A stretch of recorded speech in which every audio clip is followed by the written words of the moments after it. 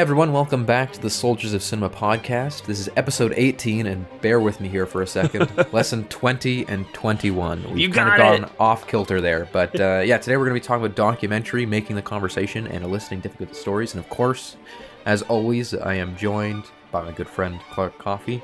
Hello, hello. And let's jump into it. Let's jump into it. I love documentary films.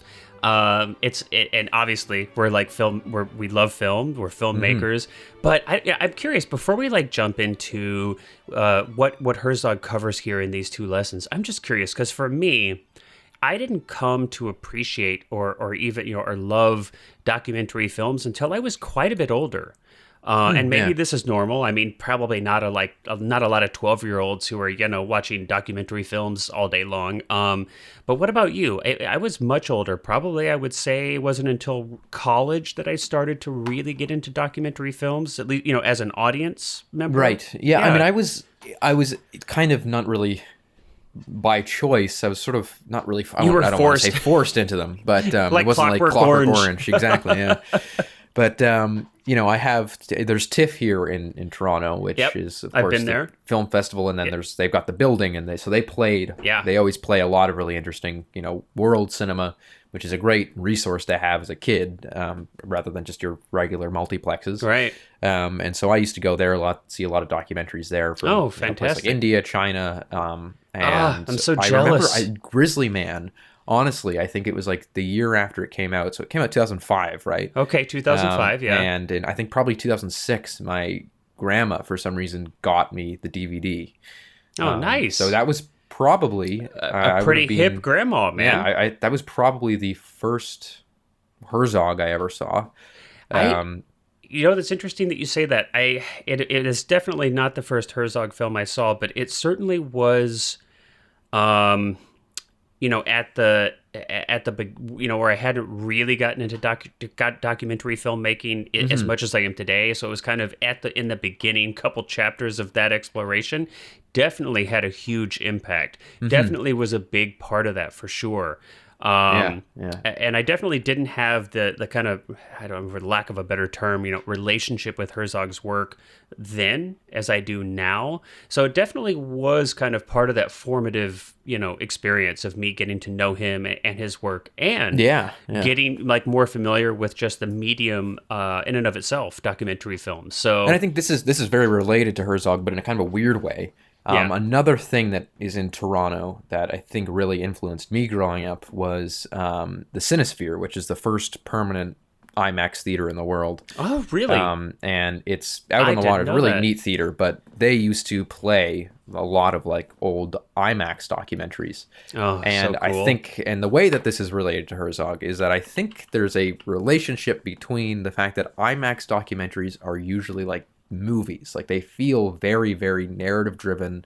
They're very, big, of course, because you got the big IMAX camera. You want really a show of spectacle. Right. Herzog is similar, perhaps not necessarily for spectacle, but he always talks about the fact that his documentaries are narrative to him. He doesn't really think of them as a journalistic endeavor. He thinks of them as a narrative endeavor. Absolutely. He refers to his, subjects in his documentaries as actors. Yeah. And we're going to talk about this, but he manipulates. Absolutely. Yeah. So I think that was a big part. So when it comes to me personally, I really like watching documentaries.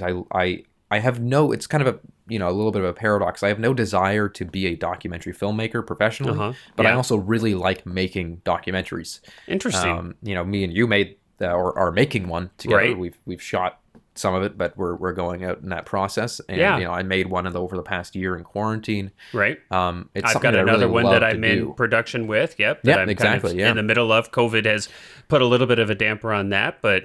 And I never. But I think it's similar. Is that it's my desire for documentary isn't necessarily to go out and just interview people and have this handheld, shaky cam, very, very low budget style. I am kind of on the same page as Herzog, and again for a larger scale, these IMAX documentaries where I really like even documentary to feel, for lack of a better term, cinematic, and to feel absolutely like you're kind of drawing people that into a story they were made with purpose and with perspective and with and from an opinion, Well, we're going to talk about, quite a few things that Herzog talks about in these lessons that hopefully will, shed a little bit of light on what we can do as filmmakers to take our documentary films to that level where they are cinema, as opposed to fly on the wall. We're just going to set up might as well be a security camera, just recording 24/7, and let's just see if we get something. But rather actually, coming at it from a perspective, having an opinion, and I manipulating is a word that I'm like a little bit afraid of to use sometimes for this, but it is. You're creating. Yeah. You're manipulating. Even without intention, you're still manipulating. You are. So you might as well just do it, right? And it's like, and it's right off the bat. This is, a great place to jump right in. The first thing Herzog says here is, look, it's not an interview. It's a conversation. Mm-hmm. I'm not a journalist. I'm a filmmaker. And there is a huge difference. There's a huge difference. And I think, I definitely have experienced personally working with other filmmakers where there is a little bit of a confusion, where it's like, whoa, oh, totally. We really have to present this. We can't touch this stuff. We set up the camera, and what it is what it is. And I'm like, well, yeah, I don't work for the New York Times, or the Wall Street Journal. I am not the fly on the wall. I am the hornet that stings. I'm a filmmaker. That's the whole point. But yeah, I mean, so right off the bat, Herzog is approaching it from this way. He's like, this is, and also I think it's a great way to start off right off the bat by hopefully developing a rapport with the people that you're interviewing. Kind of, most people, right? Most of us don't spend a lot of time on camera, so it's not second nature. It's uncomfortable. People clam up. People get nervous. They don't want to look especially bad. With bigger cameras. They don't want to, and large crews. We'll talk about that and large too. Crews, yeah. Yeah. But most people, it's like if you put a camera phone in front of most people and take their picture, right? What do people do? They pose. Yeah, they pose. Yeah, they immediately try to present, like they have a way they want to present themselves to the world. And that, especially with social media and Instagram and everything, that's a whole other road. But people are really kind of used to putting on this mask whenever they're on camera. Yes. So a lot of what you're going to be doing and what we're going to be talking about here is to try to create an environment where you're not going down that road, where you're actually cracking the person open, so to speak, and really like taking them to a place where they can be honest and vulnerable, and where we can actually see something interesting there, right? And to not be exploitative too. I think that's a good point. It's not about being You're right, yeah. And that is a really good point. And I think we can kind of sprinkle that in throughout all these different techniques or strategies or philosophies that we're going to talk about that Herzog covers in these lessons. But you're right. I don't think Herzog explicitly speaks to that in these lessons, but I know he has in other places where you really have to be careful about not stepping over that boundary of exploiting people. You're right. And there's a big difference. Hopefully, it's interesting. Sometimes it maybe is a challenging line, actually. And maybe we can talk about that as we kind of go through this, but sometimes it is actually, I was going to say right off the, it's like there are some obvious examples of where you're stepping into exploitation, but sometimes that line is a bit gray. Sometimes it's challenging. I've actually had that experience myself. But so anyway, I was saying that that if you present it as a conversation and that's the way you approach it, I think right off the bat, you're setting the stage for a better approach to get to the heart of what's inside your subjects, right? I mean, I don't know about you, but if somebody sits across the table from me and starts reading from a list and they have all these questions and, it's like they feel kind of disconnected and I'm like almost on a witness stand, that's kind of scary, you know? Yeah. I mean, I think the other thing too is you have to really draw that distinction between journalism and documentary filmmaking, because I think that it can be tricky to decipher. And in that, what I mean is that like a journalist is coming in more often than not with, again, a story that they're after. Whereas I find that documentary filmmaking is a lot more about discovering that story through it's a great point, filmmaking. Colin. So rather than, as a documentary filmmaker, I'm never going to lead a conversation to a point that I think I'm going to get like a good gossip out of. Right. I'm going to lead the conversation to a point that I think is the most interesting, regardless of circumstance. Right. I think that drawing that distinction is really important. So letting the person kind of take the lead that you're interviewing, and letting them lead you to your conclusion rather than a great point. Bringing a conclusion into it. And I think that's a good point. That's a good reason why you might not bring, a plan or a very specific plan to that conversation. No list of questions, no pre-interviews, no like agenda where you're gonna expose something out and but really rather to approach it from a much more foundational kind of just curiosity in the human condition, curiosity in this person and their experience. And you're right, let them kind of show you where this conversation is going to go, as opposed to really pre-planning everything. So, but sometimes too, but then the flip side of that is, though, again, it kind of goes back to what we were talking about. You don't just set up the camera and kind of just let them talk for an hour, yeah. That's what you do have to kind of, there's this art of, and it's a challenging one to kind of articulate to or speak to, because it's so... Well, it's the art of conversation, right? It's like, that's what I mean when I say that I'm not... If I'm interviewing someone, I'm not trying to lead them to my conclusion. I'm trying to, perhaps the person isn't that interesting of a storyteller.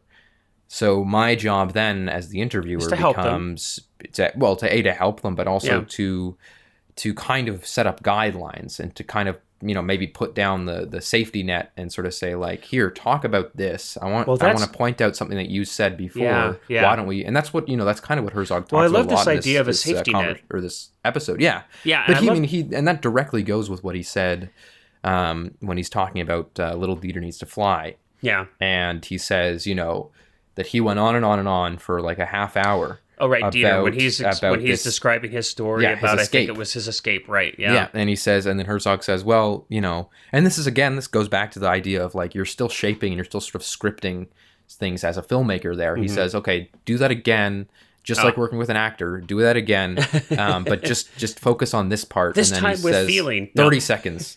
Yeah. And then he goes, okay, I don't care about what the tree that you had under looked like, blah, blah, blah. I want to hear... like this, elicit me the raw emotion of what it was like to escape and what you felt and what you remember. And so again, it is very much like working with an actor, and that's something that you just wouldn't really get in journalism or live TV like that. Right. It would be very, very different. Well, you're right, and it's so interesting. And if you listen to these or watch these lessons, you'll kind of catch him referring to a subject as actors, and I actually really love that idea. But there's so many things to kind of unpack here. I mean, you talked about safety net, and I think first and foremost, right, it's you're creating a conducive environment for the person that you're having this conversation with to open themselves up, to be vulnerable, right? So that's kind of that first part. Then you're working with them to kind of you're kind of looking for these little kernels, right? Looking for these interesting stories, looking for these kind of avenues or alleyways into their heart. And when you find one, then it's about helping them walk down that path to the real, like, good stuff there, treasure in the cave. Because people often don't know how to express themselves. Well, for sure. I have troubles all the time doing that. Just listen to me on this podcast. No, but I mean, that's what I mean is that, like, and sometimes I also have trouble with that, but I find that I'm much better getting it out of somebody else than I am about getting it out myself. So I think that's kind of the thing. You kind of because you have a bird's eye view, right? Yeah, sometimes you do have to pry. Sometimes you have to pry, and it's and again, this is like, right. This is a lot of this is such a delicate art. It's prying versus guiding. Knowing where that line is, right? We talked about being exploitive versus not. It's, a lot of times there's going to be some gray areas, and sometimes I think there are times where you may see a little, like, glimmer off in the corner, and you try to help get this person that's in front of the camera to tell their story in more detail or from a different way. And sometimes, depending on what you're talking about, it could be too traumatic. It could be, so you have to use good judgment and be empathetic with your subjects always. At least for me, let's talk about this. I mean, maybe you've got a slightly different opinion, or maybe you're here with me on this, but I think, yes, your film is important, but never to the detriment of this person in front of the camera, to their well-being, or even to their privacy. If they don't want to talk about it, if it's not something that they're comfortable talking about, and you can't get them to a place of comfort with like reasonable, appropriate, respectful means, then it just doesn't fly for me. Yeah. For me, well, because you're gonna make the worst thing to do is make your subject uncomfortable, because then you're just gonna have them clam up on you. Well, sure. And then, I mean, I'm not saying that, of course, the be all end all is at the end of the day their mental health. So I think that coming from a point of saying now the worst thing we can lose is we don't get what we need out of them. I think there are more important matters there, but and there are other avenues. There's always other options. Yeah, is like pushing. I've never found that pushing somebody to answer a question is going to get you anywhere. It's just, again, it's going to get them to seize up and not want to continue talking to you, frankly. And I mean, the things that I found, and because I've done more of this probably, honestly, at this point in my career, I've done more of this than I have any other aspect of filmmaking, whether it was as a gun for hire, as a videographer, working, doing interviews with people on corporate side of things, to even my own documentary films, of which I've been involved in a couple now that had a large amount of interviews, and sometimes on, really like sensitive, emotionally charged topics for the people that were in the film. And it's, some of the things that I found is, like just from the beginning, like, right, just when you walk into making a film and you know that you're going to be talking to people and asking them sensitive questions, is to approach it from a place of total empathy and curiosity. And those things should take you in, obviously, to a place where you are very interested and you are compassionate, right? And so you're sitting next to because obviously, right, you're next to the camera, they're in a conversation with you, the camera's right next to your head. And I have found, I don't know, Cullen, tell me about you, but when you yourself are kind of consumed with a curiosity and an interest, and you've gotten yourself to a place where you are genuinely, just consumed or thrilled with what you're talking about and with this person in front of you, you almost kind of can create this like tunnel that you sit in with them, and you can almost kind of even pull them into that with you by and make them also think like a filmmaker. You're like, you know what I'm saying? Like your face, like you're looking right into their eyes. They're looking into your eyes, and there's all of this nuance of communication that's happening with your body language, with your active listening skills. You're like you're holding their hand almost right from the other side of the camera, helping them take this journey, but you're with them even though you're not on camera. I mean, at least that's how it feels for me. Like and as a matter of fact, I remember the first few times I did some pretty intense interviews, I was shocked at how exhausting they were. I was actually really surprised by how like spent I was at the end of shooting. I like, for real. I was like, I mean, it's like it's in a way it's a less aggressive interrogation. I mean, that's the thing. Well, I mean, it takes a lot of brain power. I mean, in the same way, again, this is why I love that Herzog uses the word actor to talk about the people and his subjects in the documentary film. I mean, it's like, to me, it feels so much the same as well in this way. It's like when I'm directing an actor in a narrative film, in a fiction film, I get to a place where I feel like I'm right there with them. I'm in the scene. I'm in the story. I'm sometimes even almost like one with this actor or actors. And I feel the same way with documentary films, that it's not that there's a table and I'm on one side and they're on another and I've got this agenda and I'm trying to get some kind of performance or something from them. It's like, I am doing this with you. We're here together. This is a journey that we're taking. And, it's like sometimes it's really rocky or steep or scary or there's a ledge there, but we're here together. And at least that's when I feel like I'm really on. You know, that's the way I feel. Yeah. And I mean, exactly. Like, I think that's one thing I will also say too is like you can be casual, and I think that really helps people relax, especially when if you're out. You know, you mentioned something like being a videographer, and that's another example of this. Perhaps is straying a bit away from interview, but if you're out on the street or if you're just getting footage of things, and it's like one of those situations where you're at an event or you're working that way, I find that it is always so much easier to I think everyone's seen these cameramen that are just kind of like drones that just walk around and just get shots and don't ask people, don't talk to anybody. They just literally just kind of stomp around. It's so much easier to have people be comfortable around a camera when you just talk to them. Yeah. And you don't have to talk to them about the camera. You don't have to be like, yeah, I'm here filming for this. Just have a conversation. Absolutely. And get them comfortable. And I said it didn't really have much to do with interviews, but it does, because you can also, again, kind of grease up these interviews by saying, just having a casual conversation with the person before you start. Absolutely. And I think that's a huge and it's different element of getting the people calm, right? And it's not a pre-interview, right? You want to be careful, at least I think, and I think Herzog speaks to this. I think you agree. We've talked about this before when we worked on ours.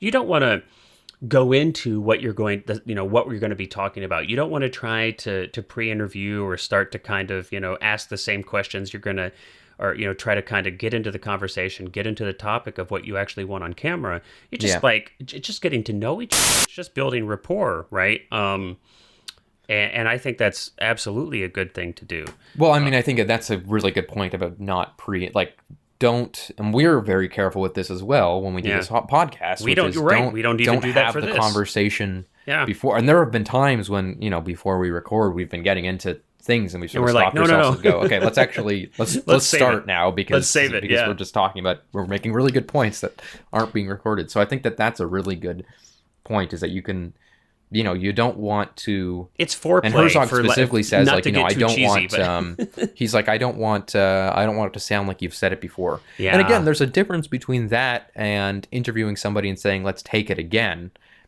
Because the let's take it again is about efficiency of storytelling. Exploration. It's about digging. It's a mining. Yeah. You're right. It's not. Hopefully, right. If you're saying let's do it again, you're not saying just tell me the exact same story in the same way. Yeah. You're helping them refine their story. I mean, notes it's like and like you said, I think just a little bit earlier, you talked about the example with Dieter and how he, the first time he told this story that Herzog felt really, needed to be in the film, it took him like 30 minutes. And he was describing every little detail. It was, 72 degrees and partially cloudy and, and it's like, no, these things aren't relative. They aren't necessary. And then so he did it again, and he just went through it so fast that, he left out all of the details that made it an intriguing story. And it was just this skeleton of a story. And so he kind of worked with him. And so that's different. Absolutely. That's a different thing than, well, let's just tell the same story over and over and over so we really get it polished and it sounds slick. Yeah. And it's not a sales pitch. It's not a sales pitch. Again, he also mentions that about Into the Abyss, where it's like the pastor sort of says, he starts out sounding like this TV preacher, right? And what does Herzog do but just get him? And I don't think Herzog is even alluding to saying this, that when he asked him about the squirrel, that he was expecting him to break down crying and open up, but I think it was just Herzog went for the one thing that was probably taking the pastor off guard. The pastor was probably thinking he's going to ask me about death row, and then so Herzog went, okay, how do I get his guard down and kind of sneak in by the flank? I'll ask you about the squirrel. That's a great point. And because the pastor, again, most of the time, the interviewer wants to do a good job. And I guarantee you, in that instance, the pastor knew that Herzog wanted a conversation with him about, the emotions of doing it. And so, of course, the pastor's brain, whether subconsciously or intentionally or not, is going to go to the point of, okay, he asked me about the squirrel. How do I get the squirrel back to death row? And so he goes, okay, I talk about how I almost hit these squirrels, and then I pause and I sit there and I look at them for a moment, and then that's kind of when he chokes up and he says, and I think because he was having these thoughts in the moment for the first time, and that's making those connections. Yeah, that's a great point. It's like, he's having this thought for the first time. Because I've done this before. You've probably done it, right? It's like, say you're going for a job interview, right? And you try to think of, okay, what are all the questions they're going to ask me? And you kind of get your answers at least kind of partially canned, right? So you're not on the spot and you're having to kind of think these up in the moment. I think that most of us are that way when we know we're going to be walking into kind of I don't know, stressful. It's a little bit stressful. It's a little bit of anxiety. You're going to be on the spot. You're going to be in the spotlight. And I think everybody kind of runs through what they're going to say in their mind. I mean, I just had to be interviewed for our local NBC affiliate out here last year. I know I did that. I was like, okay, what are they going to, and I almost kind of practiced my story. And I think a good interviewer will, like you said, think of these kind of, the goal is not to just throw you off guard so that you're, I'm going to expose this person. Sometimes they do that in a job interview, but that, that's not the goal in it, right? That's not a goal in an interview, but it's to have the person have to switch gears, be totally present in that moment, and really have to be there, and we see those wheels turning, and we break down the walls. We break down the mask that we all kind of put on. That's like our Instagram, my best life kind of thing, right? And I think that goes back even to relate it to our own work experience when we were doing the doc in California. I think that one of the things that worked out really well for us was the fact that we began the interviews and had the pretense of exploring these people's, essentially what was their hobbies. Some of them did it for money, but essentially, started out as a hobby and was very much a hobby of life. Yeah. But I always found when we were talking to those people that the most interesting answers they gave were when we sort of talked to them about like, okay, what's your personal life like? What got you here? And that was something I think that they weren't really expecting. I think they were expecting conversations about the actual activity and the idea of whether it was tarot card reading or whether it was, conspiracy theories or whatever. I think that's where they were expecting us to go with the conversation. Whereas, sure. And you could tell the difference, right? You could tell a real difference when somebody had, and this is the thing too, it's like, if you ask the same questions that everybody asks somebody, right? It's like we go through our daily life and there's kind of this like very low-lying fruit of like questions that we ask everybody in our daily life, and we answer them almost on autopilot, right? It's like our, the little like PR representative that sits in the corner of our brain just has these answers on can. It's like if you ask those questions and you're just this low-lying fruit, these questions that aren't very engaging, they aren't very creative, they aren't very interesting, they're questions that have probably been asked of this person 1,000 times before. Well, you're probably going to get a canned response, Yeah, and no, you're right. Exactly. Well, and one of the things that helped too, and this was really important, we were able to do this for some of our subjects, but not for others. And I think there was a good difference. Location is so important. Herzog talks about this in his lesson. And there are some great examples. And I totally agree with this. Location is so important. Everything from it helps your documentary be more cinematic. It's more interesting. Look, you don't want an hour and a half, 2 hours of talking heads in a room. That is not a film. That's not a film. Location, it can help with that. It's visual storytelling. People I remember one of them mentioned Black Star Canyon, and we drove out to Black Star Canyon. Absolutely. Or the people that we interviewed in their space, in their studio. They're surrounded by the things that make them who they are. It's visual storytelling. You're adding to what they're saying by being in their space and seeing how they live.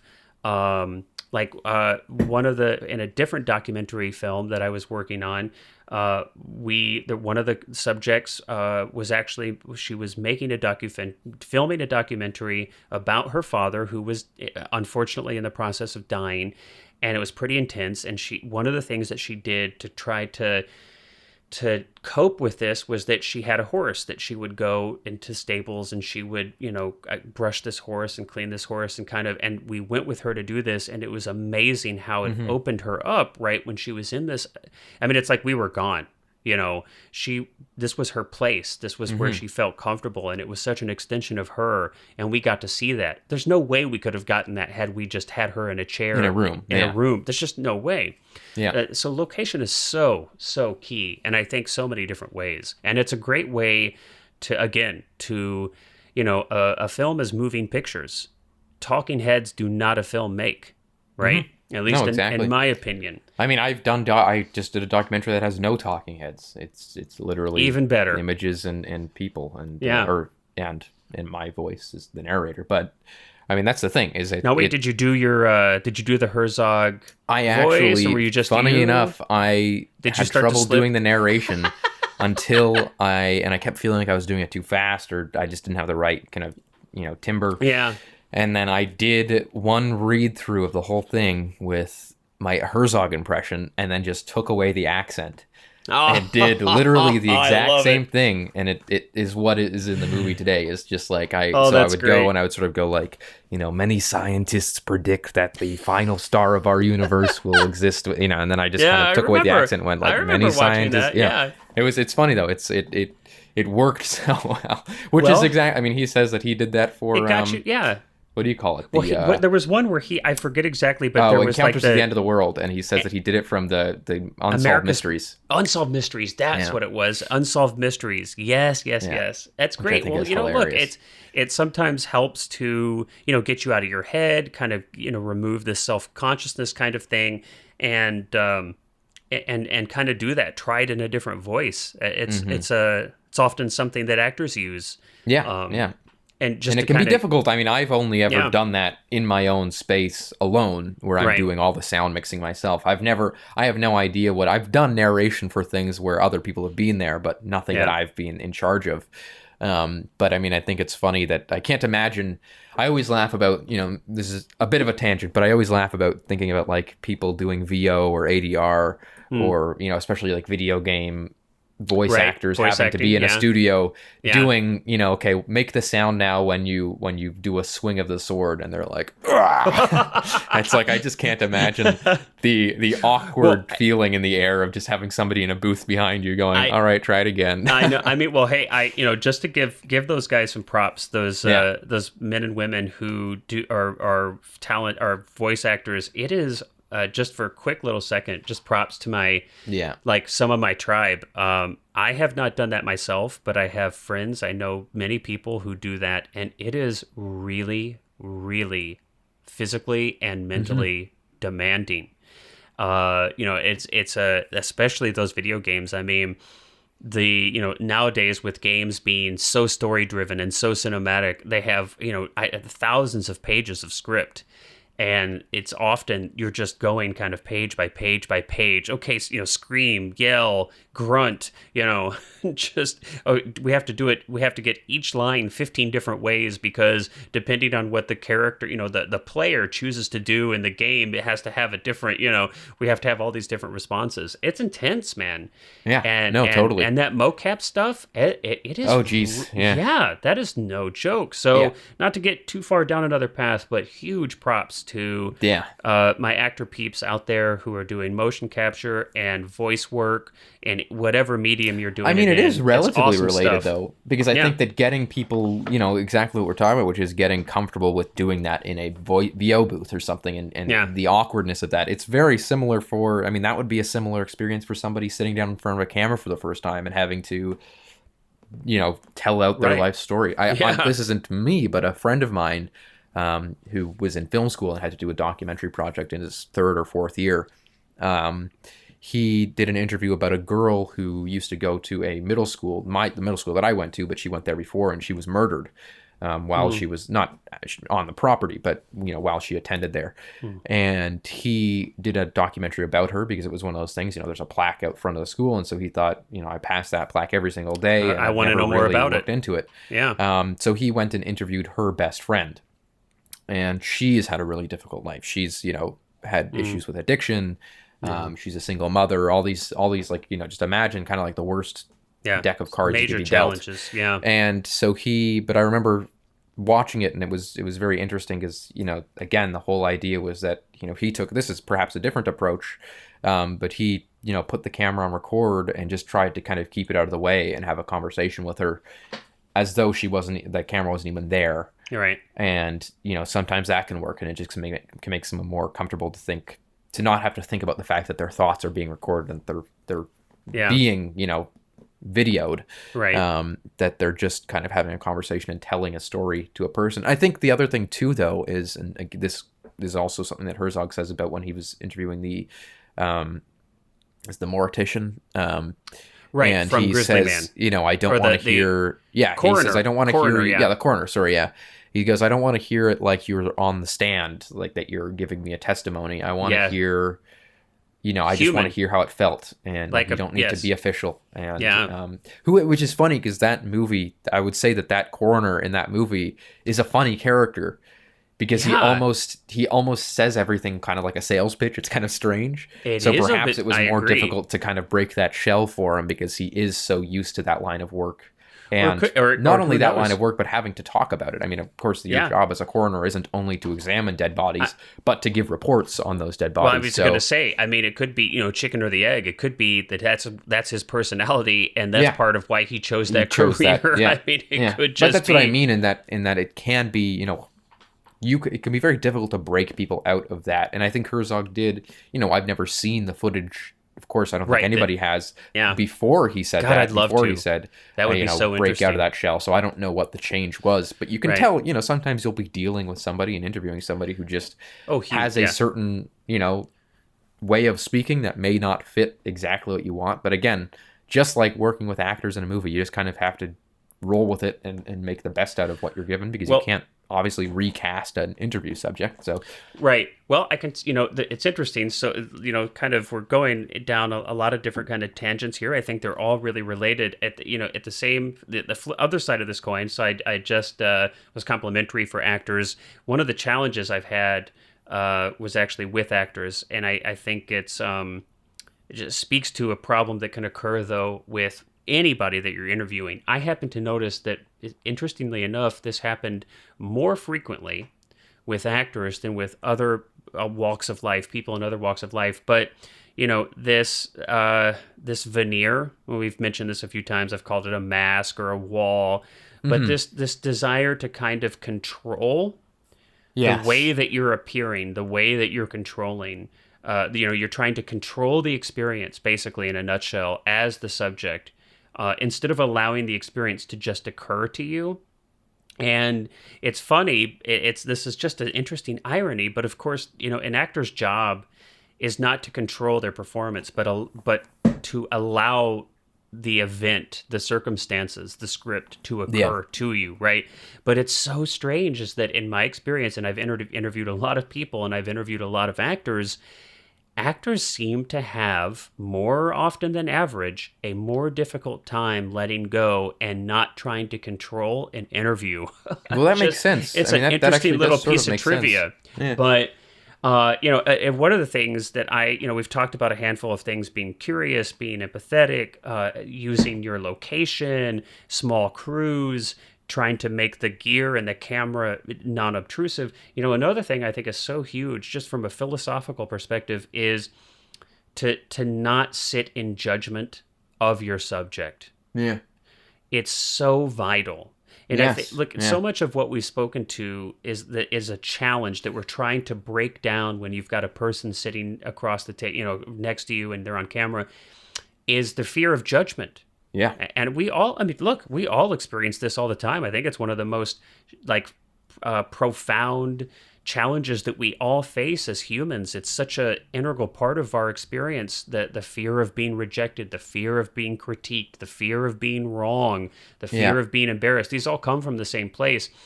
And everything you can do to bring yourself genuinely, because you cannot fake this. You can't fake it. People are too attuned to this. Mm-hmm. If you can really bring yourself it'll really stand out. If you really bring yourself to a place of acceptance. Now, it doesn't mean that and Herzog talks about this. It's, when he was Into the Abyss and he's interviewing this murderer, he's not saying, look, I think you're innocent, or I think that it's good that you did this. He's not condoning this obviously horrific behavior, but he's like, but you're still a human being. and I still see you as a human being. And I know that you're not just some demon. You're not all bad. I know you're a human being, and I'm a human being. And so I think when we can bring ourselves to a place where we're not sitting in judgment of our subjects, even if we think their ideas are kooky or ridiculous or whatever, or violent or whatever. And look, we've interviewed some people, Colin, where I did, my initial knee-jerk reaction was to think that. Yeah. But when you sit down in that chair, you have whatever it is you've got to do it. You can't come from a place of judgment or you're going to shut down. Again, because we're not journalists, right? You're not sitting there like, trying to pick somebody apart to get to some kind of, it's not what we're doing as filmmakers.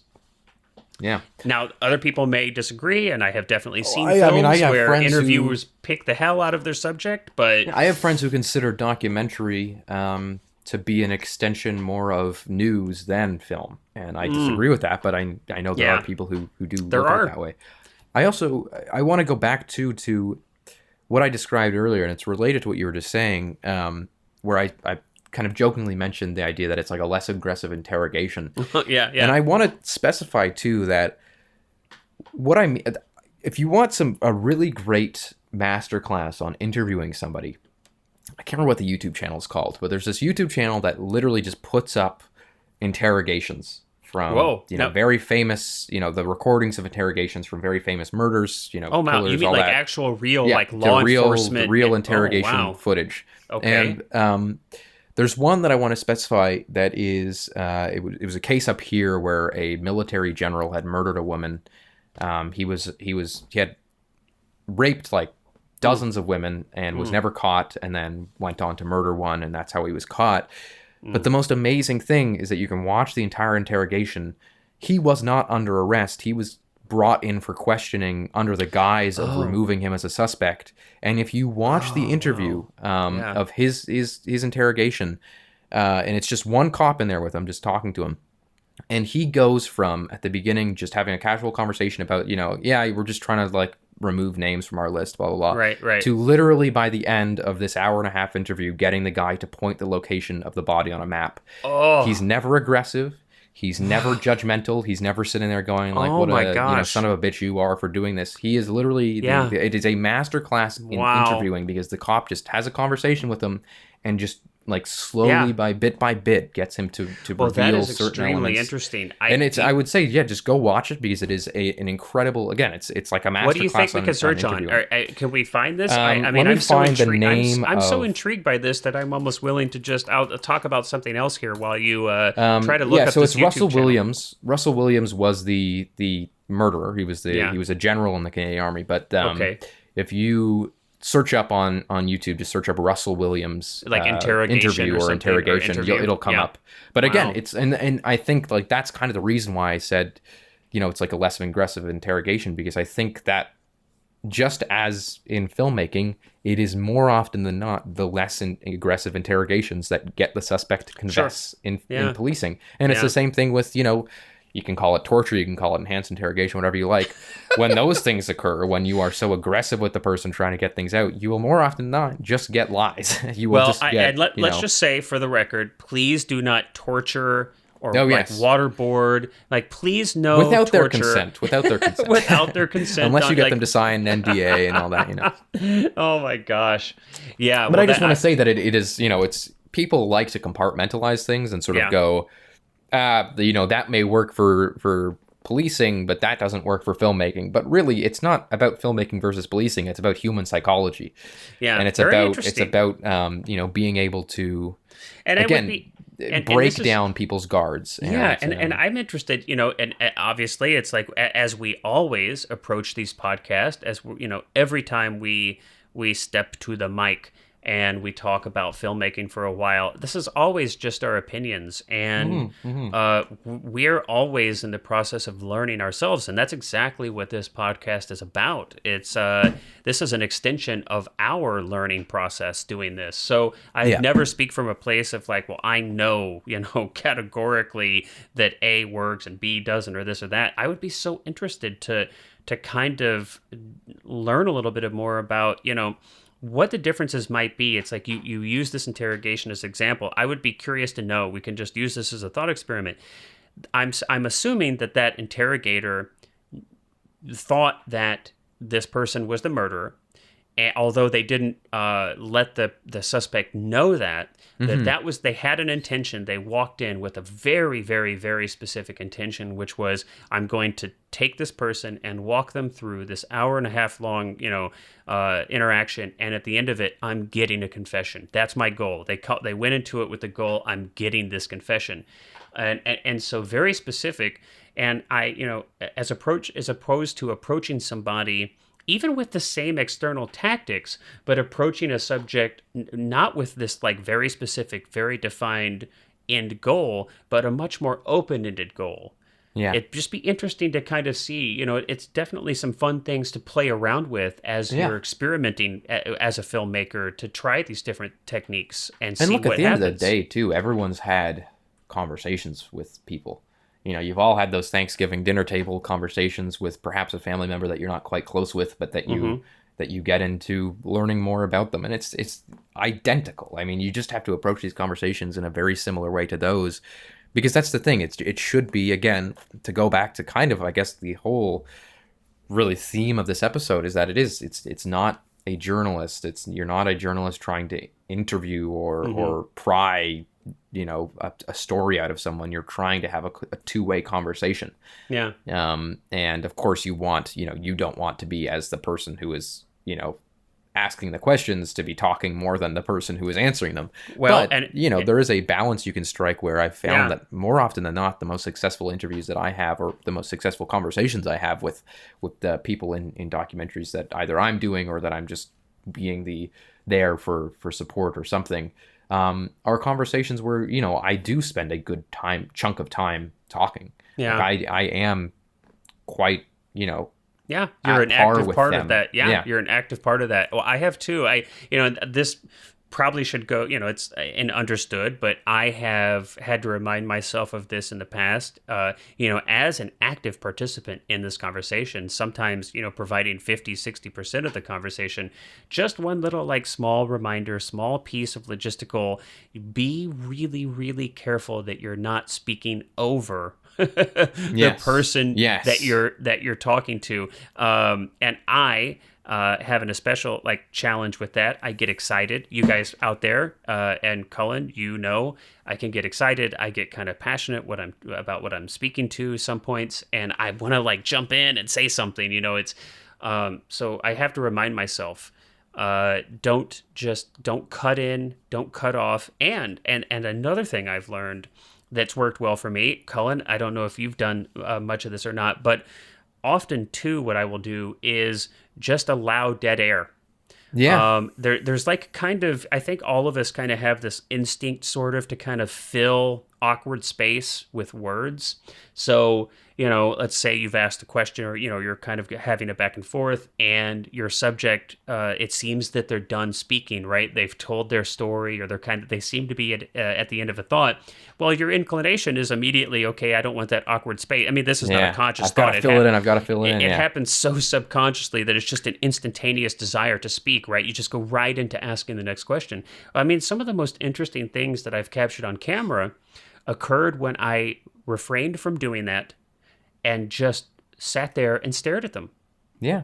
And what's really interesting about what you're saying too is, again, that also is a technique in police interrogation, which is to let the person sit, and because then if you don't have to talk, they are going to want to fill in that space. They feel that need to fill the space. And they're going to start going off of adrenaline of going, I don't want it to be awkward, so I'm just going to start saying things. I'm just going to start filling in that space. And it can be super, super helpful. And perhaps maybe this is just because I went to, I did criminology in university. That's what I went for. But there's this super, legitimate point of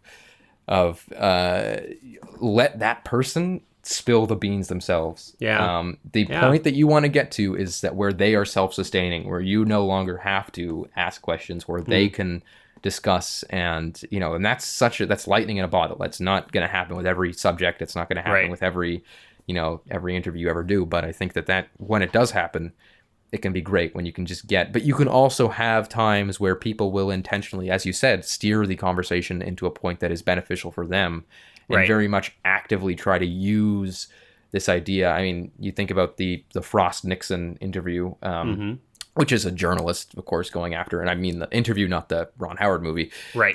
If you watch that, it's very clear that Nixon then was trying to steer the conversation and was very much a master of steering conversations. Yeah. And so you have to be careful of that too. You can't, of course, you have to maintain a power balance. But there's a point where you can almost catch the person off guard and get them to just basically spill all. Which can be very good, of course, in a healthy way, but but it can be really, really great when that happens. And again, it can be really rewarding, and you can get some great stuff for sure. And I would, and I would say sometimes too, and I've been surprised by this, and I don't know that I was fully aware of it when I was in the interview, but after I got home and I looked at the footage, I was kind of surprised that people will tell you a lot by how they hide as well. Yes, yeah. And sometimes you can get some pretty interesting stuff because the camera is just, there is something about the lens. It just, it's like, I don't know, but I feel like sometimes it sees things that I'm right there, I'm right there next to the camera. I'm staring at these people. I'm in this conversation, but sometimes I go back and I see things, the camera saw things that I just didn't quite get right there at the time. Mm-hmm. But I've had some really interesting stuff come out with how a person, where you can, and of course this is sometimes, the way editing can help with this and everything, but the person reveals so much by like what they hide and what they cover up, or where they're afraid to go, where they won't go. So sometimes there's that too. Sometimes that can be just as helpful as some kind of open confession, so to speak. Sometimes where a person is completely guarded and boarded up, showing that could potentially be an integral part of your story, depending on the story that you're trying to tell, right? And perhaps just before we wrap up, too, I just, and maybe I should have said this at the beginning because it is kind of a pre-interview thing, but I've always found a really great way to get people relaxed in a setting where perhaps they're camera shy. A nice whiskey. And that. I'm just kidding. I'm totally kidding. Hey, everybody out there, make sure you don't let them know it's whiskey. You hand them a water bottle and say it's water. Sure. But especially with bigger cameras and bigger crews and stuff like that, what I've always found helps is setting everything up. Yeah. And just taking like 15 minutes and just chatting with the person while everything is set up with them in the chair, not being in the chair myself. Kind of, going and sitting beside them if there's a couch and kind of having a conversation and pretending. And Herzog says that he does this in his narrative. He doesn't really mention it in his documentary thing, but, again, almost buying time for them to calm down and pretending that there's more to do. So telling, a crew member, okay, actually, we've just got to fix that light over there or something. And then you sit there and you go, okay, we'll be ready in about 15 minutes, but, let's just have a conversation. Let's just chat. It can really relax because that way they're already talking to you in a setting where everything is set up, where the lights are on, where the camera's sitting there, but they don't feel like they're being interviewed yet. So they are used to, they're talking and they're getting used to all that setup. And then when it begins, then you go and you take the seat beside the camera and you say, okay, now you know what it's like to talk in front of the camera. Of course, you don't actually say that to them, but my thought at the back of my head is they've now gotten used to talking with this setup. Yeah. Now they can. And it always, every time I've done it, it's worked really well to make them just really, really fall into that place of being comfortable with, camera and lights on them and stuff like Absolutely. that. Absolutely. Yeah, it can be really valuable. And, we haven't talked a ton about this too, and we're right, we're just about at the end here, but I think this is worth mentioning. Herzog mentions this actually in the second lesson that we're covering in 21 today about, we've talked a lot about the emotions of the subject, but we've not really talked about, as a filmmaker, what to do with your emotions. And I think this is really important, and Herzog does speak to it. He talks about managing his emotions. He's talked about where, he's been filming something, and it's been, sometimes it really becomes a challenge to maintain a level of professionalism, a certain level of objectivity, even though what you're doing, this moment that you're sitting in is so profoundly emotional. And I think it's important to mention that, the goal is not to be cold to your subjects. I mean, not at all, not at all. I think it is your goal as a filmmaker to empathize deeply with your subject, but you're not, you're still a filmmaker, right? You haven't taken off your filmmaker hat and put on a friend or, confidant hat. And now, or especially, and this you got to be careful about, you haven't put on a therapist hat. Yes. Yeah. You're not a friend. You're not a confidant. You're not a therapist. You're definitely not a therapist. You're a filmmaker. And it's, as with all things with art, there is no concrete in writing specific line. We all have to find this for ourselves, and it's always situation specific, but you do need to be cognizant of that. Sometimes you're going to, hopefully you're there and you're being pulled in emotionally, but you've always got to have that part of you that I'm a filmmaker, I'm a professional, and I'm here to make a film. So that was important to speak to. I don't know if you've ever had an experience. I mean, he does say in the thing too, he mentions that a surgeon shouldn't do surgery on their child kind of thing. Right. It's not only should they not, but they can't. At least here in this country, there are definite laws around those kinds of things, and for good reason. So, and that's a good point. Is kind of not necessarily building a wall, but making sure that you have infrastructure in your brain, so that you don't fall into a trap of just losing that professionalism and losing that angle to what you're here to do. The objectivity is important. Yeah. And sometimes but it doesn't, they're not mutually exclusive. Being empathetic, being present with somebody, but also maintaining a healthy objectivity, those aren't mutually exclusive things. They can be done. And it's something that, you can practice, and each one of us has to kind of find our way through it, just as with, almost everything, which this is the cool thing about filmmaking and art in general, right? Is that it's, we all have to kind of find our own ways, even though there are some guidelines and some signposts and some advice and suggestions and examples from other people like Herzog himself. Ultimately, it's a path we all must find and travel on our own. So speaking of that, the next stop on our path. Ooh, did you like that segue? Wasn't that amazing, Colin? I'm so good at this. Let's see. So our next lesson, what are we going to cover next week? It looks like next week we're going to be on to lesson 22. So I can't believe it. We're like 3 or 4 lessons away from covering wrapping the entire Herzog Masterclass in its entirety, which I'm so excited about, because that means we get to jump to something new. Yeah, and that something new is going to be children's entertainment. We're going to be talking all about Barney the dinosaur, and that's what our podcast is changing. All right, and we just saw all of the subscribers drop off the face of the earth. No, but we are going to continue. We aren't going to end the podcast when we're done with, I think there are 26 lessons if you count the postscript. We're not going to end there. We are going to continue. We've got some cool things waiting in the wings, and we can talk about that as we get closer. But we're definitely going to continue, and there's some exciting stuff coming up. But so lesson 22 is an extension of, I think, all the, the things that we've talked about here. It's still documentary filmmaking. It's called Dealing with Human Beings. And I think in this one, we're going to talk a little bit more about, it's respecting ethical boundaries and how to get to the heart of persons. So it's very much an extension of this one. But that's going to be next week. So until then, everybody, as always, thanks for listening. Colin, thanks so much for hanging out and having a super groovy conversation with me. We'll see you guys all next time. Yeah, see you guys.